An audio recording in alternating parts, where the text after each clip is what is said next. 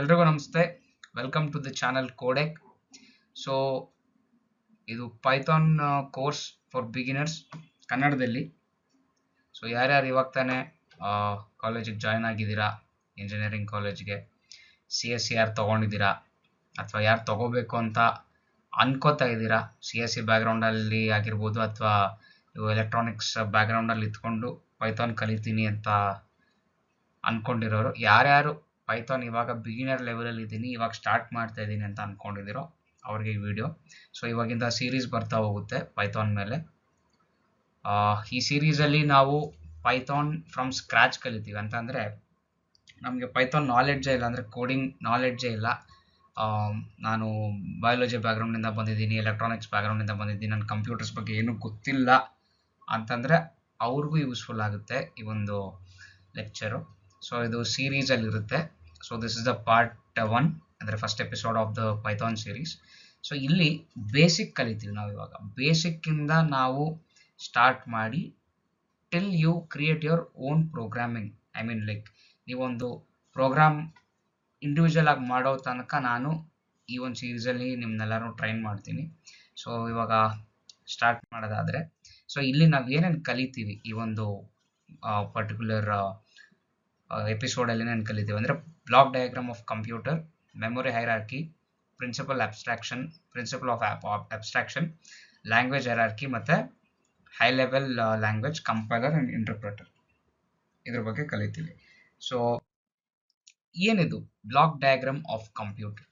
So ಒಂದು ಕಂಪ್ಯೂಟರ್ನ ತಗೊಂಡ್ರೆ ನಾವು ಅದರಲ್ಲಿ ಏನೇನು ಮಾಡ್ಬೋದು? ಕಂಪ್ಯೂಟರಲ್ಲಿ ಗೇಮ್ಸ್ ಆಡ್ಬೋದು, ಫಿಲಮ್ ನೋಡ್ಬೋದು, ಯೂಟ್ಯೂಬ್ ನೋಡ್ಬೋದು, ಬೇರೆ ಬೇರೆ ಥರ ಲೈಕ್ ನೀವು ಪೇಂಟ್ ಯೂಸ್ ಮಾಡ್ಬೋದು, ಇದೆಲ್ಲ ಮಾಡ್ಬೋದು ಕಂಪ್ಯೂಟರಲ್ಲಿ. ಕೋಡಿಂಗ್ ಕೂಡ ಮಾಡ್ಬೋದಲ್ವಾ? ಕೋಡಿಂಗ್ ಕೂಡ ನಾವು ಮಾಡ್ಬೋದು. We can also do coding part ಯಾರು ಮಾಡ್ತಾರೆ? ಸಾಫ್ಟ್ವೇರ್ ಇಂಜಿನಿಯರ್ಸ್ ಮಾಡ್ತಾರೆ. ಬರೀ ಸಾಫ್ಟ್ವೇರ್ ಇಂಜಿನಿಯರ್ಸ್ ಅಷ್ಟೇನಾ? ನೀವು ಸ್ಟೂಡೆಂಟ್ಸ್ ಯಾರ್ಯಾರು ಇವಾಗ ಕಲಿತಿದ್ದೀರಾ, ನೀವು ಕೋಡಿಂಗ್ ಮಾಡೋಕ್ಕೆ ಇಲ್ಲಿಗೆ ಬಂದಿದ್ದೀರಾ. ಸೊ ಈ ಕೋಡಿಂಗ್ ಅಂದರೆ ಏನು?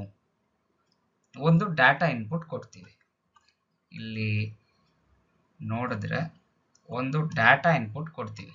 ಸೊ ಈ ಡಾಟಾ ಇನ್ಪುಟ್ ಏನಿದೆ, ಈ ಡಾಟಾ ಇನ್ಪುಟ್ಟು ಒಂದು ಯೂನಿಟ್ಗೆ ಹೋಗುತ್ತೆ. ಆ ಯೂನಿಟ್ ಬಂದ್ಬಿಟ್ಟು ಸೆಂಟ್ರಲ್ ಪ್ರಾಸೆಸಿಂಗ್ ಯೂನಿಟ್ ಅಂತ ಕರಿತೀವಿ. ಅದು ಕಂಪ್ಯೂಟರ್ ಒಳಗಡೆ ಇರುತ್ತೆ, ಮದರ್ ಬೋರ್ಡಲ್ಲಿ ಇರುತ್ತೆ ಈ ಸೆಂಟ್ರಲ್ ಪ್ರಾಸೆಸಿಂಗ್ ಯೂನಿಟ್. ಇಲ್ಲಿ ನೀವೇನು ಇನ್ಸ್ಟ್ರಕ್ಷನ್ ಕೊಡ್ತೀರೋ ಅದು ಕ್ಯಾಲ್ಕುಲೇಟ್ ಆಗಿ ಅಥವಾ ಪ್ರಾಸೆಸಿಂಗ್ ಆಗಿ ಅದು ನಿಮಗೆ ಒಂದು ಔಟ್ಪುಟ್ ಜನರೇಟ್ ಮಾಡುತ್ತೆ. ಇಷ್ಟೇ ಕೋಡಿಂಗ್ ಅಂದರೆ. ಇಷ್ಟೇ ಕೋಡಿಂಗ್ ಅಂತಂದರೆ ನೀವು ಇನ್ಸ್ಟ್ರಕ್ಷನ್ಸ್ ಕೊಡ್ತೀರಾ, ದಟ್ ಇಸ್ ವಾಟ್ ಕೋಡಿಂಗ್ ಅಂದರೆ. ಸೊ ಇಲ್ಲಿ ಇನ್ಪುಟ್ ಡಿವೈಸಸ್ ಆಗಿರ್ಬೋದು, ಔಟ್ಪುಟ್ ಡಿವೈಸಸ್ ಆಗಿರ್ಬೋದು, ಅದು ನೆಕ್ಸ್ಟ್ ಸ್ಲೈಡಲ್ಲಿ ನಾನು ಮಾತಾಡ್ತೀನಿ. ಸೊ ಸೆಂಟ್ರಲ್ ಪ್ರಾಸೆಸಿಂಗ್ ಯೂನಿಟ್ ಬಗ್ಗೆ ನೋಡೋದಾದರೆ, ಇನ್ಪುಟ್ ಡಿವೈಸ್ ಅಂತಂದರೆ ಏನಾದರೂ ಆಗಿರ್ಬೋದು. ಅದು ಮೌಸ್ ಆಗಿರ್ಬೋದು, ಕೀಬೋರ್ಡ್ ಆಗಿರ್ಬೋದು, ಜಾಯ್ಸ್ಟಿಕ್ ಕೂಡ ಯೂಸ್ ಮಾಡ್ತೀವಿ ನಾವು ಇನ್ಪುಟ್ ಡಿವೈಸ್ ಆಗಿ. ಸೊ ಇದು 3 ಇನ್ಪುಟ್ ಡಿವೈಸ್ ಬರುತ್ತೆ. ಇನ್ನು ಸಾಕಷ್ಟು ಇನ್ಪುಟ್ ಡಿವೈಸಸ್ಗಳಿದೆ.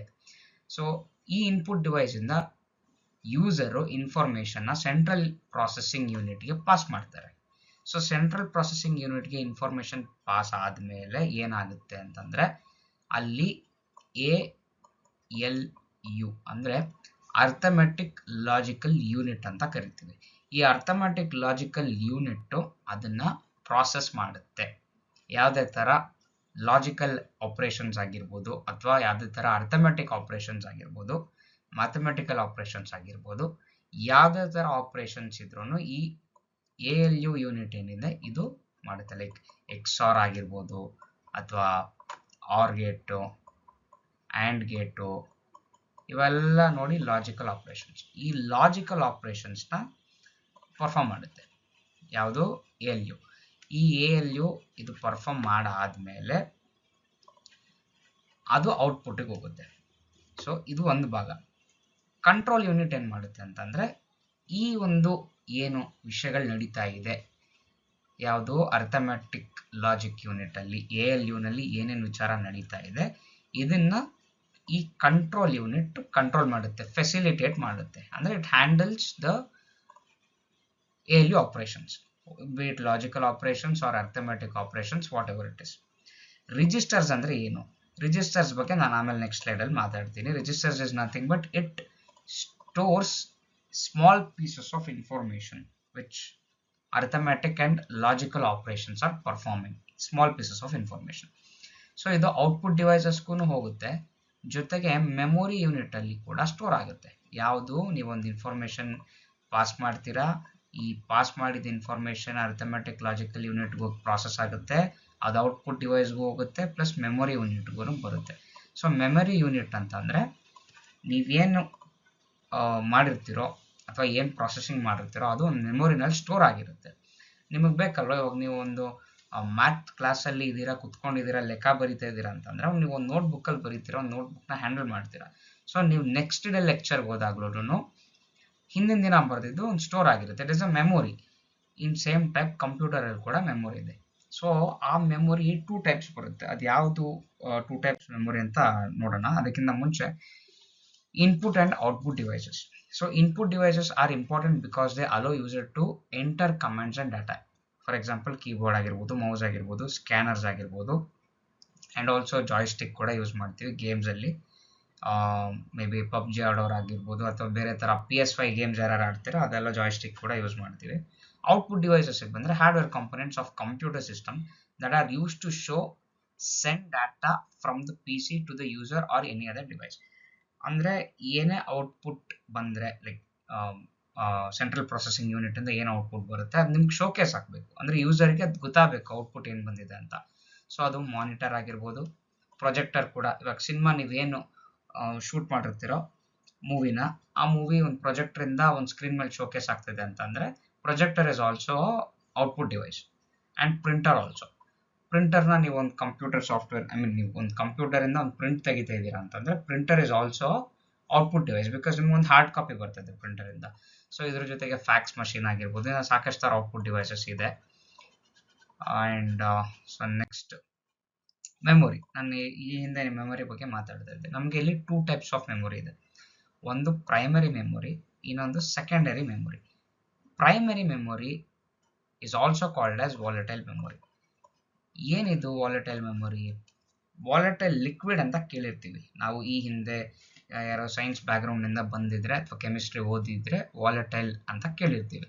ವಾಲಟೈಲ್ ಅಂತ ಏನಂದರೆ ತುಂಬ ಹೊತ್ತು ಉಳಿಯಲ್ಲ, ಅದು ಬೇಗ ಇಟ್ ವಿಲ್ ಬಿ ಅಬ್ಸಾರ್ಬ್ಡ್, ಅಂದರೆ ಅದು ತುಂಬ ಹೊತ್ತು ಉಳಿಯಲ್ಲ, ಅದು ಬೇಗ ಡೆಸ್ಟ್ರಾಯ್ ಆಗುತ್ತೆ. That is called as volatile thing, ಆಯಿತಾ?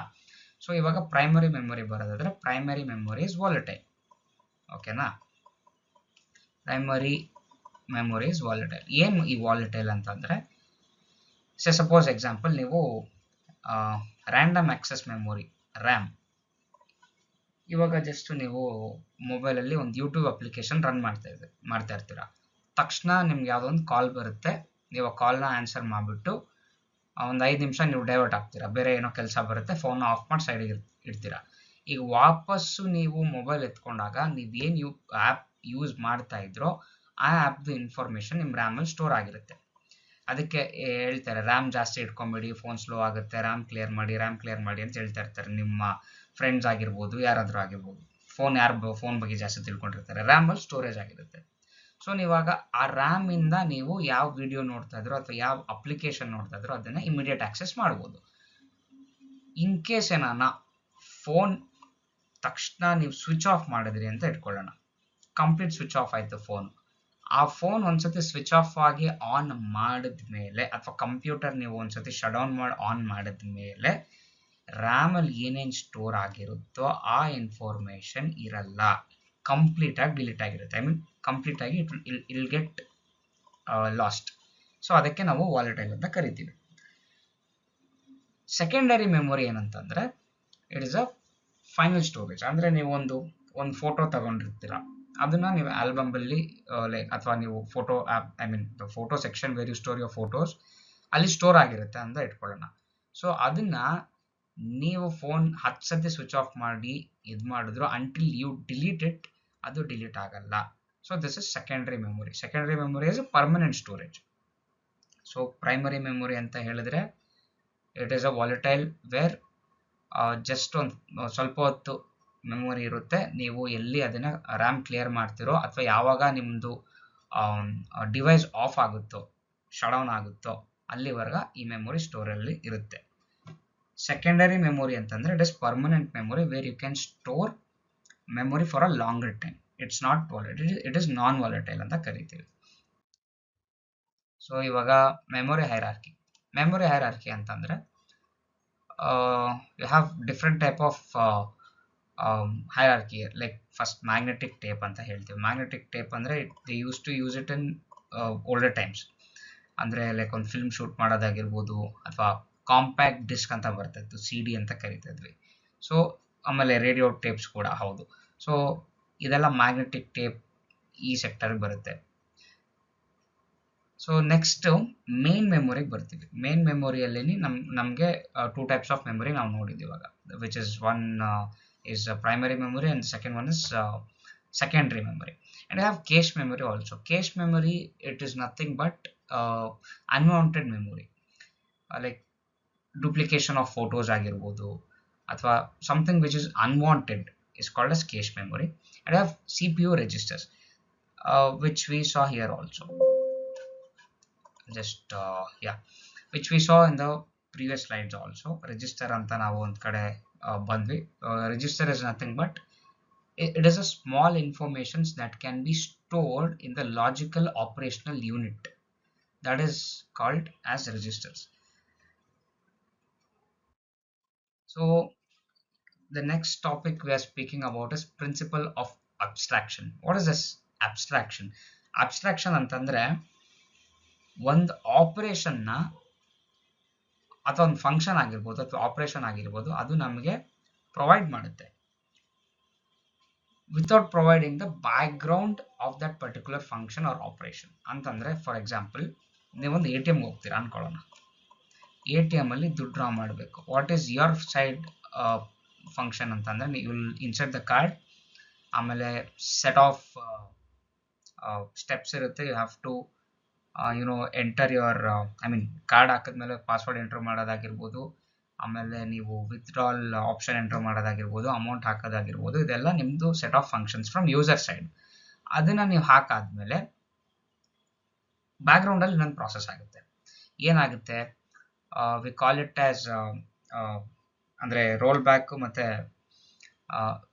ಇವಾಗ ನೀವು ನಿಮ್ಮ ಅಕೌಂಟಿಂದ ದುಡ್ಡು ಕಟ್ ಆಗಿದೆ ಅಂತಂದ್ರೆ ಕಾಮಿಟ್ ಆಗುತ್ತೆ. ಕಾಮಿಟ್ ಅಂತಂದ್ರೆ ಇದು ಸಕ್ಸಸ್ಫುಲ್ ಆಗಿದೆ, ಟ್ರಾನ್ಸಾಕ್ಷನ್ ಸಕ್ಸಸ್ಫುಲ್ ಆಗಿದೆ ಅಂತ ಹೇಳಿ ನಿಮ್ಮ ಅಕೌಂಟಿಂದ ದುಡ್ಡು ಕಟ್ ಆಗುತ್ತೆ, ನಿಮ್ಮ ಕೈ ಕ್ಯಾಶ್ ಬರುತ್ತೆ.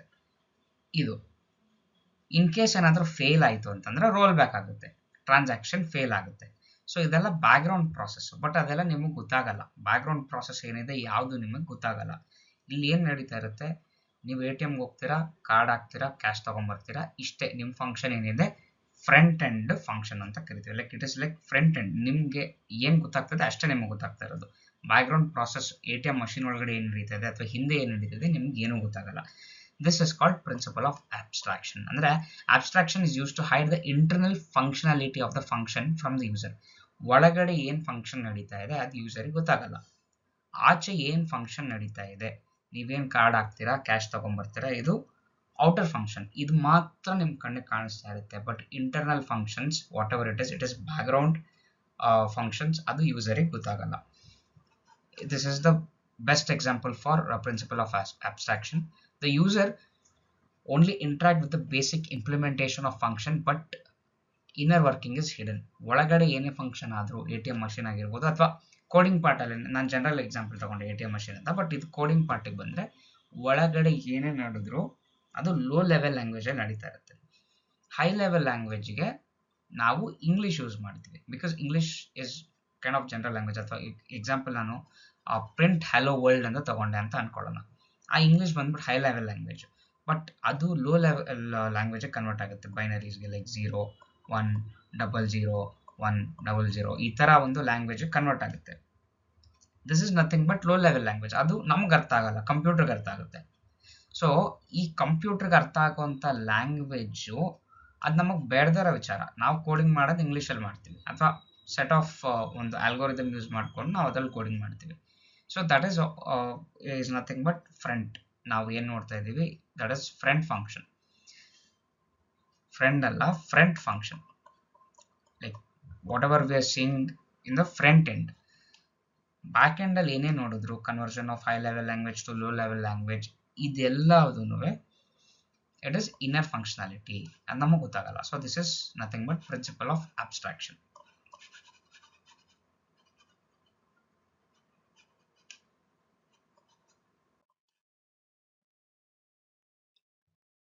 ಸೊ ಇಲ್ಲಿ language of hierarchy. Language of ಹೈರಾರ್ಕಿಗೆ ಬರೋದಾದ್ರೆ we have different types of languages, like we have machine language, we have high level language, and we have just one second. Yeah, we have high level language, low level language. ನಮಗೆ ಅದರಲ್ಲಿ you can go through low level language ಅಂತ ಅಂದರೆ ಬೈನರಿಯಲ್ಲಿ ಬರುತ್ತೆ. ಅದು ಅಂದರೆ ಯಾರೇ ಯೂಸರ್ಗೆ ಅರ್ಥ ಆಗಲ್ಲ. ಲೋ ಲೆವೆಲ್ ಲ್ಯಾಂಗ್ವೇಜಸ್ ಯೂಸರ್ಗೆ ಅರ್ಥ ಆಗಲ್ಲ, ಎಕ್ಸೆಪ್ಟ್ ಫಾರ್ ಮಷಿನ್ ಅಷ್ಟೇ ಅರ್ಥ ಆಗುತ್ತೆ. ಹೈ ಲೆವೆಲ್ ಲ್ಯಾಂಗ್ವೇಜ್ ಅಂದರೆ it is human readable and human understandable, which we code in high level language. That high level language is converted to low level language. ಅದಾದಮೇಲೆ ಅದು processing ಆಗಿ ಅದು ನಮಗೆ ವಾಪಸ್ ಹ್ಯೂಮನ್ ರೀಡಬಲ್ ಫಾರ್ಮ್ಯಾಟ್ಗೆ ಕನ್ವರ್ಟ್ ಮಾಡಿ ನಮಗೆ ಒಂದು ಔಟ್ಪುಟ್ನ ಕೊಡುತ್ತೆ. So how code is executed ಅಂತ ನೋಡೋದಾದರೆ, first source code. Source code ಅಂದರೆ ಪ್ರಿಂಟ್ ಹಲೋ ವರ್ಲ್ಡ್. ನಾನು ಆಗಲೇ ಹೇಳ್ದಂಗೆ ಪ್ರಿಂಟ್ ಹಲೋ ವರ್ಲ್ಡ್ ಒಂದು ಎಕ್ಸಾಂಪಲ್ ತೊಗೊಂಡಿದ್ದೀನಿ. ಈ hello world two type of, ನಮಗೆ ಇಲ್ಲಿ ಎರಡು ಥರ ಇದೆ. ಇಲ್ಲೊಂದು ಆರೋ ಮಾರ್ಕ್ ಮಿಸ್ ಆಗಿದೆ. ನಾವು ಡೈರೆಕ್ಟ್ ಸೋರ್ಸ್ ಕೋಡಿಂದ ಕಂಪೈಲರ್ ಕೂಡ ಹೋಗ್ಬೋದು, ಇಂಟರ್ಪ್ರಿಟರ್ ಕೂಡ ಹೋಗ್ಬೋದು. ಕಂಪೈಲರ್ ಏನು ಮಾಡುತ್ತೆ, ಡೈರೆಕ್ಟ್ ಕಂಪೈಲ್ ಮಾಡಿಬಿಡುತ್ತೆ. ಅಂದರೆ ಒಂದು 1000 ವರ್ಡ್ಸ್ ಆಫ್ ಕೋಡ್ ಇತ್ತು ಅಂತಂದರೆ ಆ 1000 ವರ್ಡ್ಸ್ ಆಫ್ ಕೋಡ್ನ ಕೂಡ ಡೈರೆಕ್ಟಾಗಿ ಅದು ಕಂಪೈಲ್ ಮಾಡಿ ಔಟ್ಪುಟ್ ಕೊಟ್ಬಿಡುತ್ತೆ. ಸೊ ಆ ಟೈಮಲ್ಲಿ ಏನಾಗುತ್ತೆ, ನಮಗೆ will be not able to find if there is an error. In case ಏನಾನ ಕೋಡಲ್ಲಿ ಎರರ್ ಬಂತು ಅಂದರೆ ನಮ್ಗೆ ಎಲ್ಲಿ ಎರರ್ ಬಂದಿದೆ ಅಥವಾ ಯಾವ ಸ್ಟೇಜಲ್ಲಿ ಎರರ್ ಆಗಿದೆ ಅಂತ ನಮಗೆ ಗೊತ್ತೇ ಆಗಲ್ಲ ಕಂಪೈಲರಿಗೆ ಬಂದರೆ. ಇಂಟರ್ಪ್ರಿಟರಿಗೆ ಬಂದರೆ 1000 ಲೈನ್ಸ್ ಆಫ್ ಕೋಡ್ ಇದ್ರೆ ಅದು ಆ 1000 ಲೈನ್ಸ್ನ ಕೂಡ ಲೈನ್ ಬೈ ಲೈನ್ ಪ್ರಿಂಟ್ ಮಾಡುತ್ತೆ, ಅಂದರೆ ಲೈನ್ ಬೈ ಲೈನ್ ಎಕ್ಸಿಕ್ಯೂಟ್ ಮಾಡುತ್ತೆ. ಸೊ ಇನ್ ಕೇಸ್ ನನ್ನ ಕೋಡ್ ಎರರ್ ಬಂತು ಅಂದರೆ ಆ ಒಂದು ಎಡಿಟರೇ ತೋರಿಸ್ಬಿಡುತ್ತೆ ನಮಗೆ ಯಾವ ಲೈನಲ್ಲಿ ಲೈಕ್ ಎರರ್ ಬಂದಿದೆ, ಯಾವ ಲೈನಲ್ಲಿ ಆ ಎರರ್ನ ನಾವು ಕರೆಕ್ಟ್ ಮಾಡ್ಬೋದು, ಡಿಬಗ್ ಮಾಡ್ಬೋದು. ಅದು ನಮಗೆ ಇಂಟರ್ಪ್ರಿಟರ್ ತೋರಿಸುತ್ತೆ. So Python is A interpreter language and ಇದರಲ್ಲಿ ಜಾಸ್ತಿ ಅಂದರೆ ಕಾಮನ್ಲಿ ಯೂಸ್ ಲ್ಯಾಂಗ್ವೇಜ್ ಇರೋದ್ರಿಂದ ನಮಗೆ ಯಾವುದೇ ಥರ ಡೌಟ್ಸ್ ಇದ್ರೂ ಬೇಗ ಕ್ಲಿಯರ್ ಆಗ್ತಾ ಬರುತ್ತೆ. So Python is A interpreter language and basically interpreter language is best for all the learners. ಯಾಕಂದರೆ ನಾವು ಅಷ್ಟೊಂದು ಸೀನಿಯರ್ಗಳೆಲ್ಲ ಅಥವಾ ತುಂಬ ವರ್ಷದಿಂದ ಏನು ಮಾಡ್ಕೊಂಡು ಬಂದಿಲ್ಲ. So interpreter is best for learning. Compiler ಅಂದರೆ ಎಲ್ಲ ಒಟ್ಟಿಗೆ ಕಂಪೈಲ್ ಮಾಡೋದ್ರಿಂದ ನಮಗೆ ಎರರ್ ಎಲ್ಲ ಆಗಿದೆ ಅಂತ ಗೊತ್ತಾಗಲ್ಲ. ಸೊ ಕಂಪೈಲ್ ಆಯಿತು, ಇಂಟರ್ಪ್ರಿಟರಿಂದ ನಮಗೆ ಎರರ್ ಎಲ್ಲಿದೆ ಅಂತ ಗೊತ್ತಾಯಿತು, ಮತ್ತು ಕಂಪೈಲ್ ಆಯಿತು. ಕಂಪೈಲ್ ಆದಮೇಲೆ ಎಕ್ಸಿಕ್ಯೂಟ್ ಬೈಟ್ ಕೋಡ್. ಅಂದರೆ ಅದು ನಾನು ಮುಂದೆ ಬರೋವಂಥ ಕ್ಲಾಸಲ್ಲಿ ಹೇಳ್ತೀನಿ. ಸೊ ಬೈಟ್ ಬೈ ಬೈಟ್ ಅಥವಾ ಬಿಟ್ ಬೈ ಬಿಟ್ ಎಕ್ಸಿಕ್ಯೂಟ್ ಆಗ್ತಾ ಬರುತ್ತೆ. ಇದಾದಮೇಲೆ ನಮಗೆ ರಿಸಲ್ಟ್ಸ್ ಗೊತ್ತಾಗುತ್ತೆ. Result is nothing but output which will be given on the like hardware devices ಅಥವಾ ಔಟ್ಪುಟ್ ಡಿವೈಸಸ್ ಅಂತ ಏನು ಹೇಳ್ತೀವಿ, ಅಲ್ಲಿ ನಮಗೆ ಔಟ್ಪುಟ್ ಸಿಗುತ್ತೆ. So this is the basic infrastructure ಅಥವಾ basic things what we have to discuss in Python before. So ಇವಾಗ ನಾನು ಒಂದು ಸಿಂಪಲ್ ಪೈಥಾನ್ ಪ್ರೋಗ್ರಾಮ್ನ ಡೆಮಾನ್ಸ್ಟ್ರೇಟ್ ಮಾಡ್ತಾ ಇದ್ದೀನಿ. ಸಿಂಪಲ್ ಬೇಸಿಕ್ ಪ್ರೋಗ್ರಾಮ್ ಇದು. ಸೊ ಪ್ರಿಂಟ್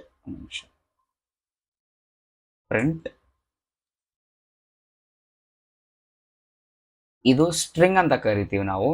ಯಾವುದಾದ್ರೂ ಲೆಟರು ಈ ಎರಡು ಕೋಟ್ಸ್ ಒಳಗಡೆ ಬಂದರೆ, ಸಿಂಗಲ್ ಕೋಟ್ಸ್ ಆಗಿರ್ಬೋದು ಅಥವಾ ಡಬಲ್ ಕೋಟ್ಸ್ ಆಗಿರ್ಬೋದು, ಈ ಎರಡು ಕೋಟ್ಸ್ ಒಳಗಡೆ ಬಂದರೆ ಅದು ಪ್ರಿಂಟ್ ಆಗುತ್ತೆ. ಅದು ಸ್ಟ್ರಿಂಗ್ ಅಂತ ಲೆಕ್ಕ. ಸೊ ಹಲೋ ವರ್ಲ್ಡ್ ಅಂತ ನಾನು ಟೈಪ್ ಮಾಡಿ ರನ್ ಮಾಡಿದ್ರೆ ಅದು code execution successful. So code execute ಆಯಿತು. ಇದು ನೀವು ಯಾವ ಪೈಥಾನ್ ಎಡಿಟರ್ಗಳು ಕೂಡ ಮಾಡ್ಬೋದು. ಇದು ಸಿಂಪಲ್ ಗೂಗಲಲ್ಲೇ ಆನ್ಲೈನ್ ಕಂಪೈಲರ್ ಇದು. ನೀವು ಬೇಕಾದರೆ ಪೈಚಾಮಲ್ಲಿ ಮಾಡ್ಬೋದು, ವಿಜುವಲ್ ಸ್ಟುಡಿಯೋ ಅದೆಲ್ಲ ಮಾಡ್ಬೋದು. Anything of your choice. But ಒಂದು ಪೈಥಾನ್ ಕಂಪೈಲರ್ ನೀವು ಇವಾಗಲೇ ಡೌನ್ಲೋಡ್ ಮಾಡಿ ಇಟ್ಕೊಳ್ಳೋದು ಒಳ್ಳೆಯದು. ಬಿಕಾಸ್ ಇನ್ಮೇಲೆ ಎಲ್ಲದನ್ನು ಪ್ರಾಕ್ಟಿಕಲ್ ಆಗಿ ಹೋಗುತ್ತೆ. ಥಿಯರಿಗಿಂತ ಜಾಸ್ತಿ ಇಲ್ಲಿ ಪ್ರಾಕ್ಟಿಕಲೇ ಯೂಸ್ ಮಾಡ್ತೀವಿ ನಾವು. ಇದರ ನಾನು ಒಂದು ಪೈಚಾಮ್ ಯೂಸ್ ಮಾಡ್ತೀನಿ ಅಥವಾ ಈ ಆನ್ಲೈನ್ ಕಂಪೈಲರೇ ಯೂಸ್ ಮಾಡ್ತೀನಿ. ಸೊ ಇವಾಗ ನಾನೊಂದು ಆಕ್ಟಿವಿಟಿ ಕೊಡ್ತೀನಿ. ಅದು ಏನಂತಂದರೆ, ನೀವು ಸೇಮ್ ಕನ್ನಡ ಆಗಿರೋದ್ರಿಂದ ನಮಸ್ಕಾರ ಬೆಂಗಳೂರು ಅಂತ ಈ ಒಂದು ವರ್ಡ್ನ ಟೈಪ್ ಮಾಡಿಬಿಟ್ಟು ನೀವು ಇದನ್ನು ಎಕ್ಸಿಕ್ಯೂಟ್ ಮಾಡಬೇಕು. So this is your task. So ಈ ಟಾಸ್ಕ್ನ ಕಂಪ್ಲೀಟ್ ಮಾಡಿ ಎಪಿಸೋಡ್ ಮುಗಿಸಿದ ಮೇಲೆ ನಾವು ನೆಕ್ಸ್ಟ್ ಎಪಿಸೋಡಲ್ಲಿ ಸಿಗೋಣ. ಸೊ ನೆಕ್ಸ್ಟ್ ಎಪಿಸೋಡಲ್ಲಿ ಮೆಜಾರಿಟಿ ಆಫ್ ದ ಕೋಡಿಂಗ್ ಪಾರ್ಟ್ಗೆ ನಾನು ಕರ್ಕೊಂಡು ಹೋಗ್ತೀನಿ ನಿಮ್ಮನ್ನೆಲ್ಲ. ಸೊ ಅಂಟಿಲ್ ದೆನ್ ಏನು ಪೈಥಾನ್ ಇವಾಗ ಏನು ಹೇಳ್ಕೊಟ್ಟಿದ್ದೀನಿ ಇದನ್ನು ಪ್ರಾಕ್ಟೀಸ್ ಮಾಡಿ ನೋಟ್ಸ್ ಮಾಡಿ ಇಟ್ಕೊಳ್ಳಿ. And thank you for watching. Bye.